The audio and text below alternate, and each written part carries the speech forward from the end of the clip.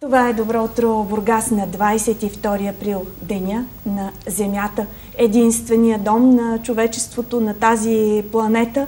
Какво правим обаче за нея е сложен въпрос. Сега ще видим какво се предвижда по един пилотен за България проект от нашите гости в студио. Те са от Асоциация Интегра, по-точно Десислава Тенева е от Интегра, до нея Христина Бозева и Адриана Димитрова. Здравейте, момичета! Добро утро, Бургас! Десислава като най-старша ще започне, за да ни представи този пилотен за България проект в бургаските училища. Ще се осъществява той. И не само. Първо да кажа добро утро на всички в Деня на Земята. Аз съм Десислава Тенева и съм управител на Асоциация Интегра България, която е пилотна организация по една международна програма, която се казва Афлатон. Тази програма е в повече от 130 държави в цял свят. Като дойде в България преди 2 години с една от подпрограмите си Афлатин, т.е. обучение за младежи, за тинейджери, като програмата е за социално и финансово образование в училища и не само, между 8 и 12 клас ученици. Идеята на програмата е да ги научи да бъдат социално и финансово отговорни, да следват мечтите си, да имат самочувствие и да превръщат идеите си и целите си в някакви проекти, от които да вадят доходи и да работят за каузи. Изобщо най-хубавото, което може и да се случи на един млад човек в България, което наистина им пожелаваме. Десислава, сега ще ги включим и тях, доколкото разбирам, те са така част от обучените по програмата, Христина и Адриана, които се обучават по програмата. Преди това обаче искам да започна с нещо много хубаво, което се случи току-що. Точно така. Така една връзка, една колаборация естествена се получи от предишните ни гости с момичетата. Значи от предишната организация са повече момчета, в Интегра май са повече момичета, или така се му казвам. Нас момчетата стоят зад кадър. Те са по-зад кадър. Това не е толкова важно. Важното е, че те се засякоха преди малко тук извън студиото и веднага замислиха съвместна акция, защото намериха пресечна точка в идеите си. Деси, кажи какво ще се случи. Похвалихме момчетата за това, че инициатива са предприели за Деня на Земята. Казахме ние какво ще правим и вече имаме уговорена среща в 1 часа на Пантеона, заедно да почистваме плажната ивица. Дори дъжда няма да ни спре днес. Това предстои за днешния ден. Така, ще разкажем точно какво. Може би те първо да се представят. Точно така. Хриси и Адриана, ще се включите ли в такава една спонтанна акция, да наречем, защото не е много предварително, кой знае какво организирана? Вие ще отидете ли на плажа да почиствате? Разбира се. Дори и да вали? Дори и да вали. Добре. Всъщност, кой ви научи да разсъждавате по такъв начин? Екологично ориентирано, природно ориентирано, да сте готови да отделите от времето си на млади хора за такива неща, които повечето млади хора, за съжаление, знаем, обичат да седнат в кафето, там с цигарката и едва ли не с презрение гледате на едно такова нещо. Христина, започни ти. Кой ви научи на това? Аз бях всъщност в 4-ти клас, учих в Национално базово училище Михаил Катник.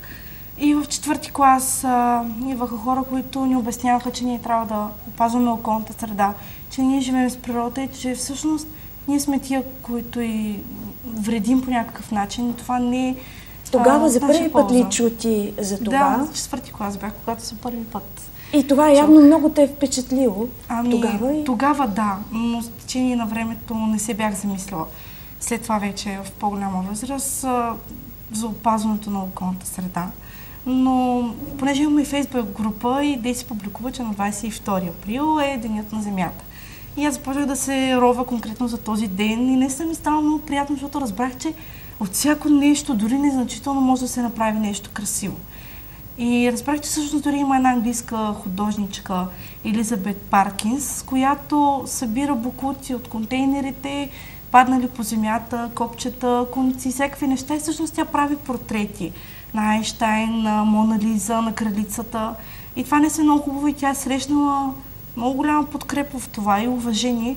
И всъщност тя не се бои от това да нарекат нейните картини буклук. Аз всъщност Дори се гордея, може би, че те са направени от боклуци. Да, много се гордея, че аз мога да покажа на хората, да дам добър пример на младото общество.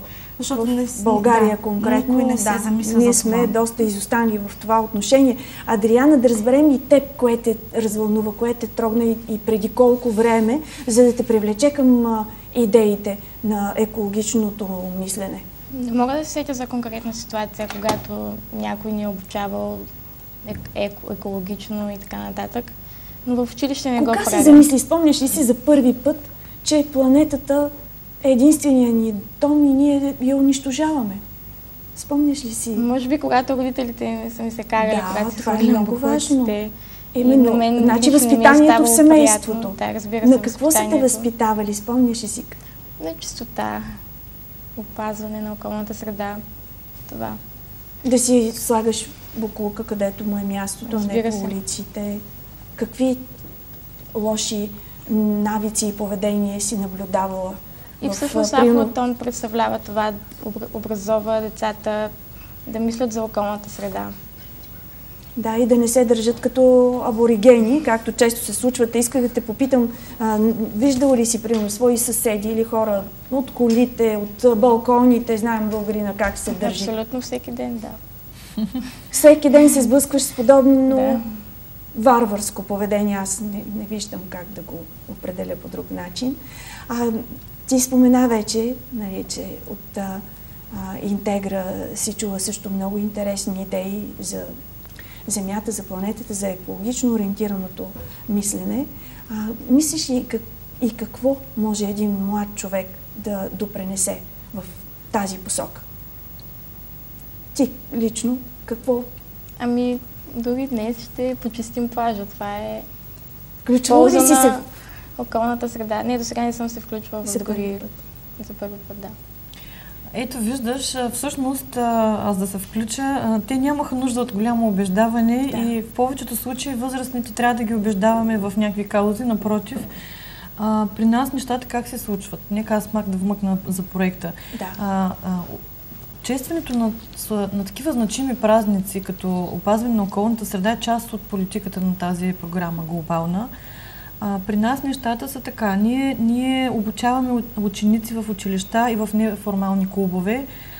Правим си един план за годината какво ще празнуваме и как ще отбележим.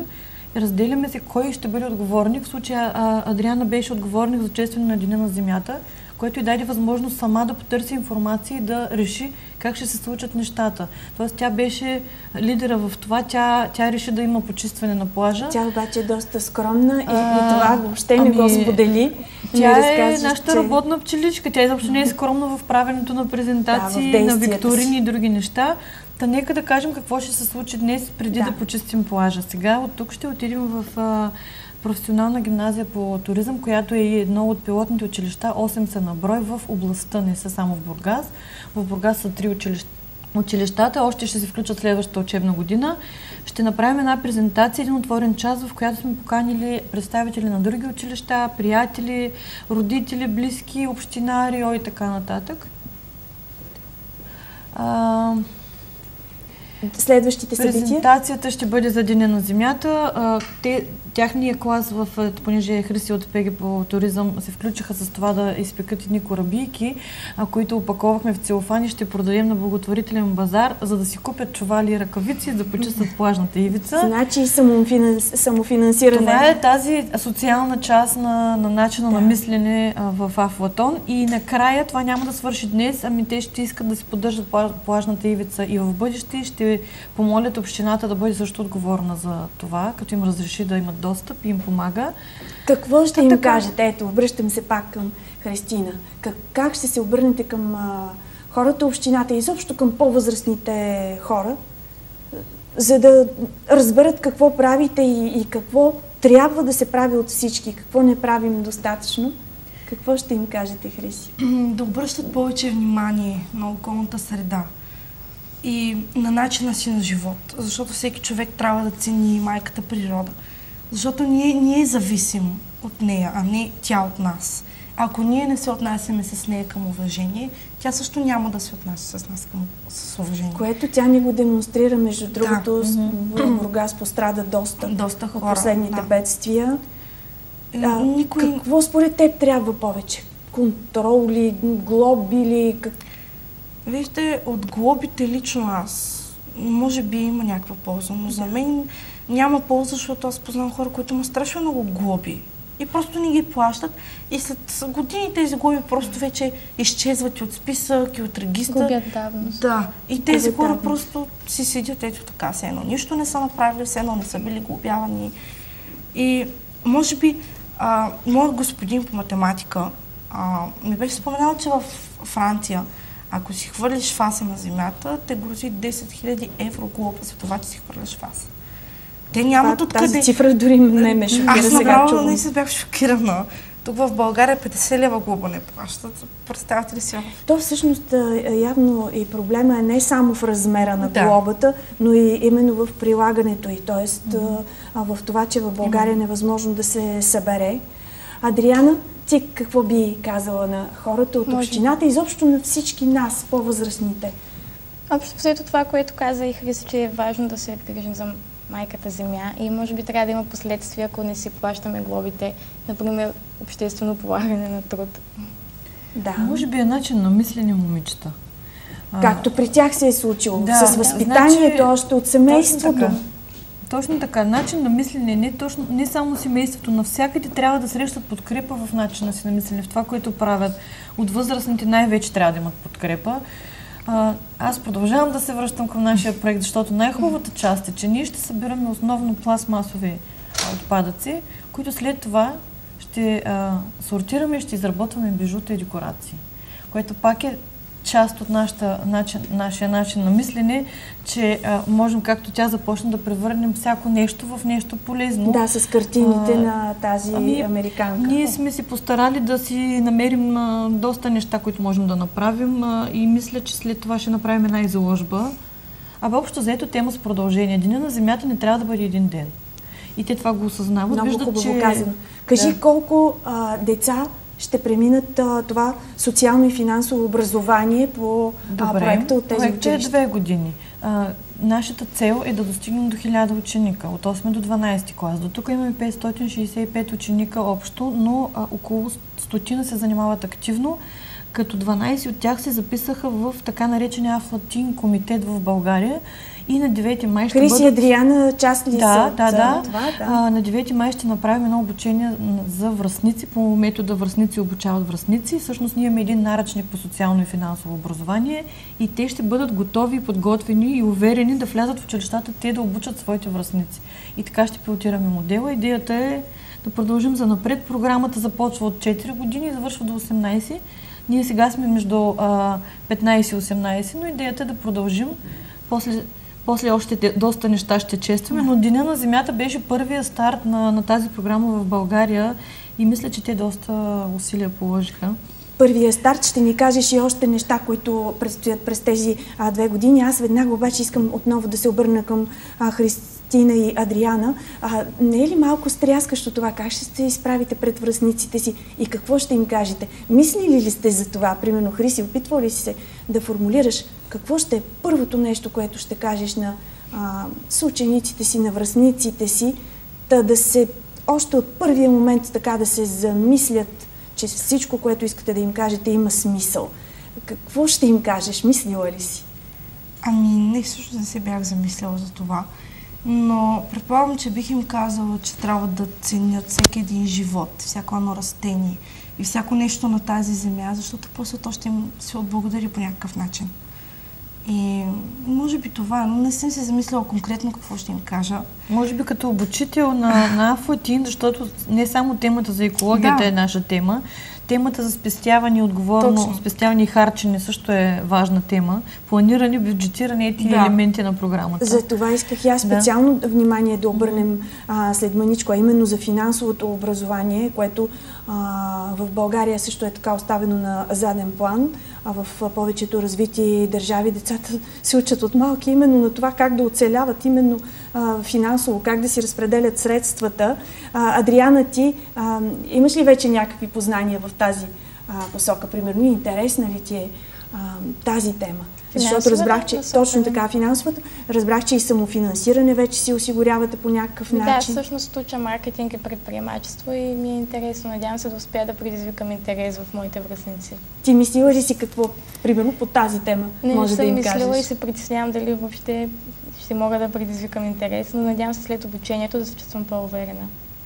Предполагам, че така ще бъде. Стряскащо е наистина така първия контакт с очите на останалите, които чакат да чуят от теб нещо особено умно. Вие, предполагам, ще бъдете вече готови след преминаването на този курс. Относно наистина това финансово образование, какво смяташ, че така младите хора не ги научават и нас не са ни учили на времето? Чисто практически в училищата. Ние купуваме много ненужни неща, ненужни вещи, всеки един от нас. Особено момичетата. Най-вече. Това явно смяташ, че не бива да е така. Да, това е голям проблем, на мен ми е голям проблем. Ти отрича цяла индустрия, магазините за 1 лев. И така модела влизаш, всичко е левче. Това, онова. Да, въпросът е да пазаруваш, да си купиш. Това ти е нужно, другото ти е още по-нужно. Смяташ ли, че можем успешно да преодолеем този рефлекс в нас за пазаруване? При наличието на толкова много маркетинг и реклама, не знам. Не познавам някой, който го е преодолял все още. Поне си искрена. Да. Ти какво мислиш, Хриси, за това? Ние наистина купуваме изключително ненужни неща. Съгласна съм, да. Ако имаш 5 червила и ти излезе промоция, купи 3, получаваш още едно. Американският начин на мислене. Аз съм виждала това с дивани в Америка, което е много странно, защото ти казва, че спестиш $300 от един диван, обаче ти нямаш идея, че имаш вече 7 дивана, нали? Че ще пръснеш 700, за да го купиш 8-я диван, няма къде да го сложиш. Консуматорски начин на мислене. Консуматорски и той тук ни звучи забавно, а всъщност като се замислим, той е един от основните фактори за замърсяването на природата, защото всичко това, което изхвърляме, старите мобилни телефони, които за един месец той вече не ти е интересен, той излязъл нов модел, давай и хвърляй го, къде отива всичко това? Ако си замислим. Аз мисля, че ако младите хора, и не напразно ние работим с млади хора, защото те са, така да го кажа, най-любопитните и най-жадните за информация. Според мен, ако тези хора се вкарат в някаква система от грижи и получават информация навсякъде, където могат да получат, и от тази ще станат по-отговорни. Те не се замислят всъщност какво могат да направят с това, ако аз не знам спестят някакви пари за самите тях. Аз едва ли се замислям достатъчно. Тоест всички сме подвластни на това, с което ни облъчват денонощно от рекламите, от тези промоции, за които ти спомена. Ние не можем да бъдем крайни, не можем да избягаме от това, което сме. Аз също харесвам лъскави шампуани и други неща. Нали? Това е ясно. Има такива течения крайни, които казват, че всички козметики са в различни кутийки, пък представляват едно и също. Не смея да го твърдя, не съм химик, не знам. Мога да кажа обаче за себе си нещо. Относно обученията. Значи, както за тях е нова програма, така и за мен е също, защото тя е пилотна за България. Аз съвсем случайно попаднах в интернет на една обява, че търсят представител за България, и когато аз застанах пред тези ученици, за мен, а преди това пред учителите, защото първото обучение беше с учители, то беше 3-дневно, за мен също беше много трудно да ги убедя в нещо, което аз самата не съм сигурна как ще бъде приложено в България. И как ти самата би се справила със себе си? Това, което аз направих, ще дам съвети на тях. Аз просто повярвах в тази идея.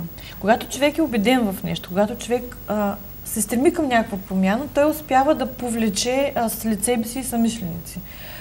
Те мисля, че достатъчно ясно им е вече какво представлява тая програма.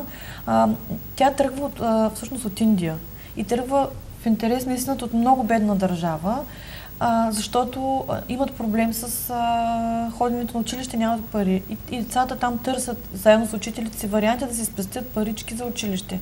Оттам индийката, която участва в създаването на програмата, се премества в Холандия, правят централа там. почват да набират хора, защото си вярват от различни държави, които да стават тяхни като представители. Вече в много държави съществува и много развити държави се не само вече бедни държави, не само бедни държави. И общото е, че се организират под една обща кауза. Програмата е разделена на 4 елемента. Започва се винаги с кой съм аз, кое е моето семейство, моите приятели, отговорността в моята среда. Не можем да си говорим директно за опазване на околна среда, ако те нямат това съзнание около себе си. След това е най-накрая финансовата част. Идеята е да направят някакъв финансов или социален или финансов проект. Ние го наричаме инициатива, някъде предприятие, от което да генерират някакви средства. Но дали те ще вложат средствата в кауза или ще ги вложат в това да отидат на екскурзия, решават те. Механизма е един и същ. Това са си техни средства. Те са оставени абсолютно сами да решават. Ние трябва да ги научим как да се случи това с помощта на учители и така. Накрая ще завърша аз моята дълга реч с това, че още едно сдружение, защото ние работим в мрежа, сдружение Усмивка ще ни помогна да изработим тези пластмасови изделия и ще ги кръстим изработено с усмивка и ще ги продадем и ще продължаваме да си поддържаме плажната ивица. Самите бижута вече имате ли модели? Намерили сте си нещо? Да, те са части от днешната презентация. Момичета се очудиха как от една обикновена пластмасова лъжичка може да стане полилей или от пластмасово шише цвете. Така че един артист, един художник вижда във всичко материал за работа, както тя каза, от копче Айнщайн, нали? И за красота. И за красота, да. Ами, с това да завършим, момичета. Аз ви желая успех. Може би с някакви последни, с някакво обращение към своите връстници, Хриси и Адриана, да кажат по няколко думи за Деня на Земята. Защо трябва да ни вълнува този ден? Защото ние сме част от Земята. Ние всички сме гости на тази Земя и тя не ни е дадена да я унищожаваме. Да я унищожаваме, да я пренебрегваме и да я убиваме всеки Божи ден. По милиони, милиарди начини ние убиваме тази земя. Ние сме просто гости тук. Тя е нашия дом, ние трябва да я пазим. Така че аз се обръщам към всички хора. Нека пазим майката земя, защото тя е нашия дом, докато ние не си отидем от нея. Хубаво казано. Да. Адриана, какво можеш да добавиш от това емоционално обращение? Да, тя е права, земята е нашия дом и всеки ден е денят на земята, не само днес. И ви очакваме с нас да почистим плажа днес. Тя си е прагматична и точно ориентирана. Наистина, да завършим с това. Отново с поканата къде и кога и за какво ги чакате. За днес, часа, мястото на срещата и какво ще правите. Просто го повтори като обобщение. Забравих как се казва тази плажница. Пантеон се казва. Значи между Пантеон и бункера между 1 и 3 часа. И ние не чистим самоцелно плажа да събираме капачки. Ние разбрахме, че гладосите се хранят с пластмаса и умират и искаме да предпазим нашите птици. Всяко нещо си има цел и всяко нещо е свързано с друго. За Деня на Земята... Да, нещата са свързани. Да, както каза Хриси, всеки ден е Ден на Земята. Всеки Божи ден. Да, с това завършваме. Желая ви успех и аз лично си пожелавам в България да има все повече млади хора като вас. Промяната отдолу нагоре се случва. Те ще променят земята, не земята да променя нещата. Ние почваме отдолу нагоре. Аз мисля, че те са страхотни момичета и се справим някакси в нашата среда. Успех ви желая и така завършваме и в сутрешния блок Добро утро, Бургас. В сряда, 22 април, Деня на Земята. Случи се и една пресечна точка тук в студиото тази сутрин. Предишните ни гости от Организацията за закрила на българските граждани, едни млади момчета, които се изправят срещу агресията, липсата на мотивация, липсата на патриотизъм у нас, в младите хора, които напускат страната. Заедно с момичетата и момчетата пък от Интегра или пък които са обучени по проекта Афлатин, пилотен проект за бургаските училища. Те заедно се събраха, за да организират днес една от инициативите, една от основните инициативи за Деня на Земята, а именно това първо за сезона, може да го наречем, почистване на плажа. Желая ви успех! Благодарим ти, хубав ден! Довиждане и до утре в 8!